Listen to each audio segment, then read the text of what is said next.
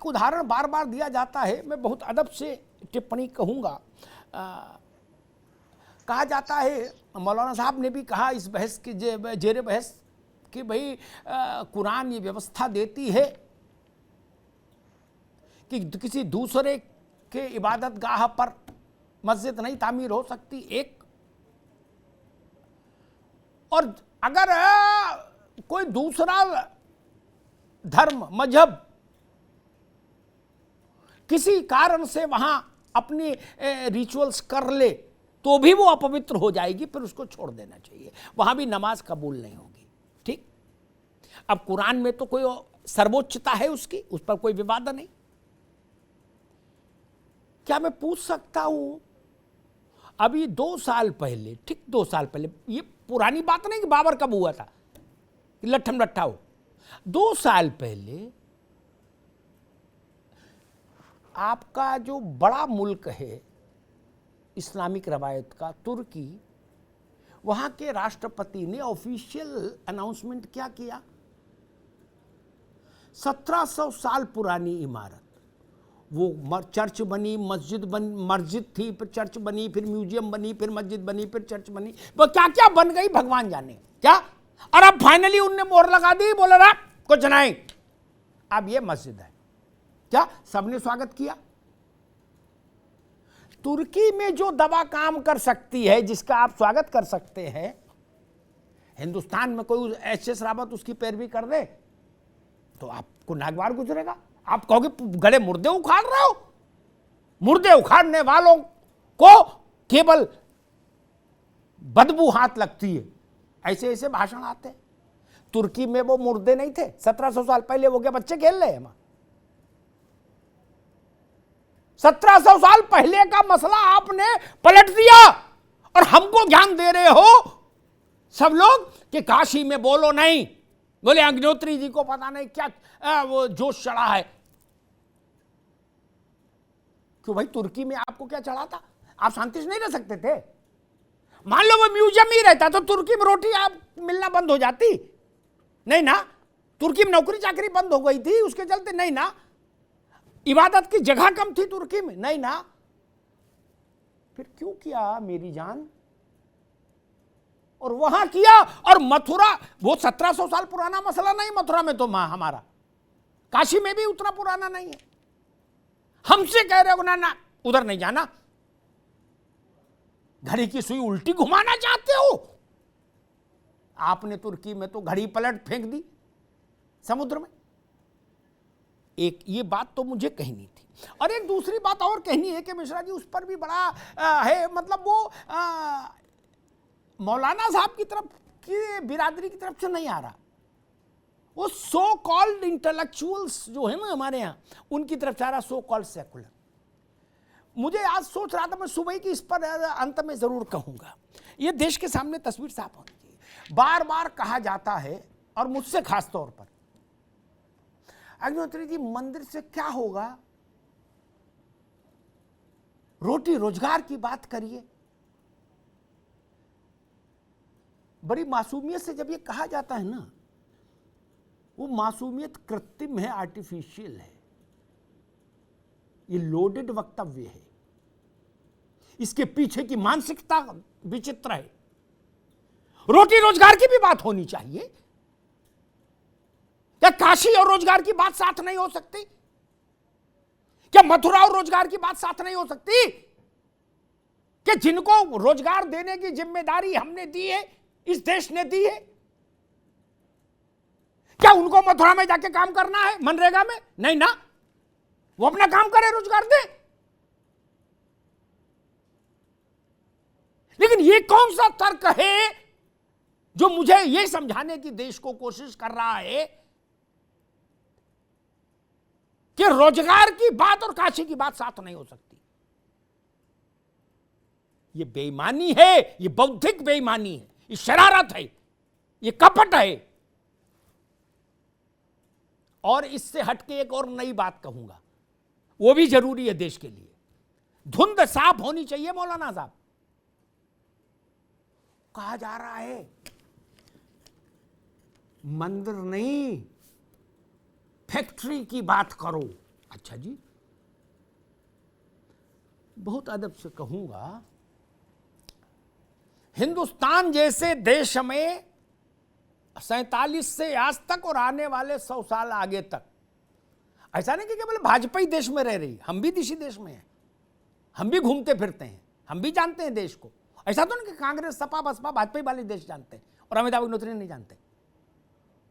हो सकता है कुछ विषयों में मेरी समझ उनसे बेहतर हो।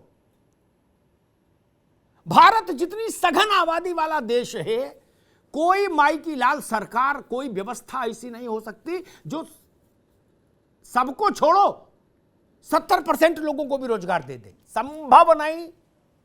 गाल कितना बजा ले कोई, क्या उस बहस में मैंने पढ़ता, वो राजनेताओं का शगल है, अपना करें। अब ये बात मैं क्यों ला रहा हूं वो मैं बता दूं। तिरुपति, वैष्णो देवी, बांके बिहारी, बाबा विश्वनाथ, रामलला विराजमान, सालासर महाराज,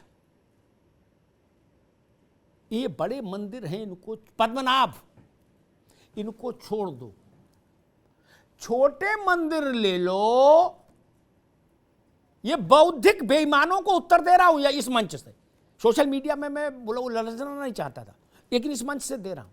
जो बौद्धिक बेईमान है उनको, छोटे से छोटा मंदिर ले लो। रावत साहब, वहां फूल बिक रहा, फल बिक रहा, बताशा बिक रहा, लड्डू बिक रहा, खड़पुड़ी बिक रही, अगरबत्ती, धूप बत्ती, घंटी, शंख, दिया, तेल बिक रहा है ना। नौकरी दे देंगे सबको, बंद करा दे मंदिर, चलो मंदिर बंद करा देंगे, नौकरी दे सकते हैं, आइए बताइए, है साहस? अरे बेईमानो, बौद्धिक बेईमानी करते हो। महाराजा हरि सिंह के समय से छोड़ो, बाकी भाजपा और कांग्रेस छोटी चीजें, किस समय से लेके और आज तक, मनोज सिन्हा के कार्यकाल तक, जम्मू कौन चला रहा है? जम्मू को रोटी कौन दे रहा है? कोई सरकार दे रही है क्या? वैष्णो देवी से जम्मू की अर्थव्यवस्था चल रही है, वैष्णो देवी से। बेईमानी क्या इंतहा कर दी। मैं बहुत दिन से देख रहा था, झूठ, प्रपंच। मेहंदीपुर बालाजी जाइए, बहुत दूर नहीं दिल्ली से,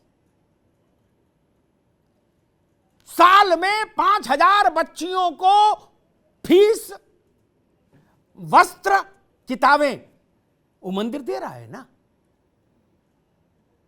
1100 गरीब बच्चियों की शादी करता है, और कम से कम बालाजी, मेहंदीपुर बालाजी के सीधे और प्रकारांतर से जो वहां गतिविधियां हैं, उनमें कम से कम 10 से 15,000 लोगों को आजीविका दे रहा, परिवारों को। कौन सी फैक्ट्री दे सकती इतना? और मिश्रा जी, इतना बड़ा रोजगार देने के लिए तो अडानी अंबानी को फैक्ट्री लगानी पड़ेगी भैया, तब 20-25 हजार आदमी को रोटी मिल पाएगी। छोटी मोटी फैक्ट्री से तो नहीं मिलती। लेकिन झूठे बेईमानों ने, मक्कारों ने ऐसा बौद्धिक दिवाल प्रपंच फैलाया हिंदुस्तान में।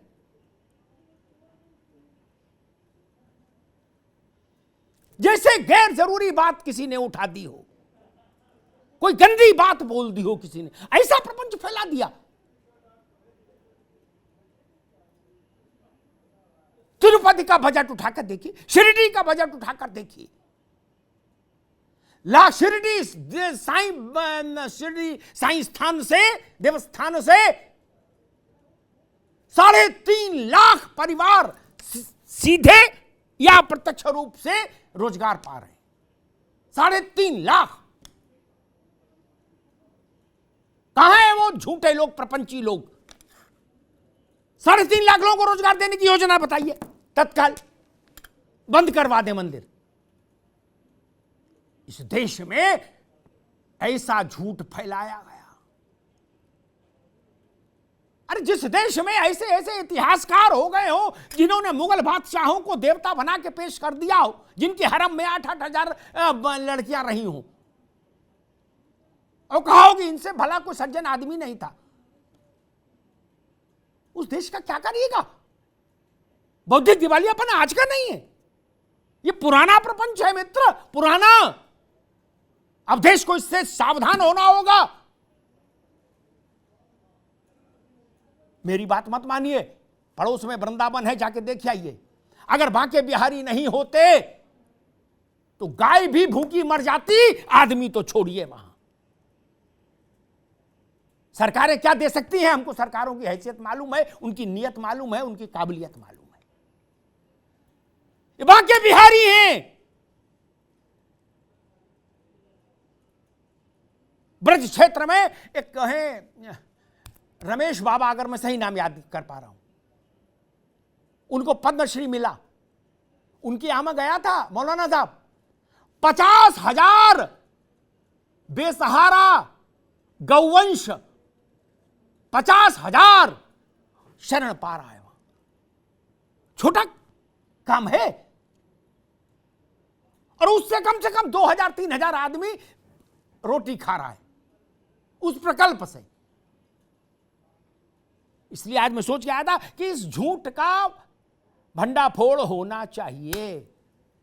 जो बूढ़ी मां वृंदावन जाइए, जिनको आप बौद्धिक लोगों ने, so called secular, pseudo secularist लोगों ने जिनको छोड़ दिया, घर से निकाल दिया, जो वृद्धाएं हैं वहां, वो बांके बिहारी का तप है, ताप है कि उनको रोटी मिल रही है। ने बता दीजिए कौन सी सरकार है, किस पार्टी की दफ्तर भेज दूं उनको, जहां उनको मकान मिल जाए और नौकर मिल जाए और खाना मिल जाए। इस देश में ये झूठ प्रचार बंद होना चाहिए। अब प्रचार, दुष्प्रचार, कुप्रचार तीनों बंद होने चाहिए।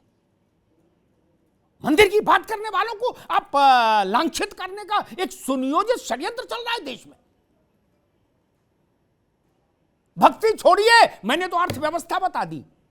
भक्ति छोड़िए, आप कह सकते हैं कि मेरे अमिताभ अग्निहोत्री भक्ति है लेकिन मेरी नहीं है, ठीक है। अर्थव्यवस्था में तो माल आप भी चाप रहे हो, होटल वहां बना है तो आप माल काट रहे हो ना, टैक्सी चला रहे हो तो माल काट रहे हो ना। भक्ति ना सही। इसलिए यह बात को समझना होगा, बौद्धिक दुष्प्रचार, बौद्धिक प्रपंच बंद होना चाहिए। अब वो समय चला गया जब कुछ लोग इतिहास लिखते थे और सारा देश इतिहास पढ़ता था। वो ही फर्जी इतिहास पढ़ के लोग कलेक्टर बन गए। बताइए, राम राम राम, 8 में से गलत इतिहास का पर्चा पास कर रहे हैं कि अकबर महान था और शाहजहां बहुत भला आदमी था, कभी किसी स्त्री को आंख उठा के नहीं देखा। ये पढ़ते पढ़ते भारत बूढ़ा हो गया। ये सब नहीं चलेगा। ये नवजागरण काल है, नवोदय का काल है, भारत की सांस्कृतिक चेतना का अभ्युदय काल है।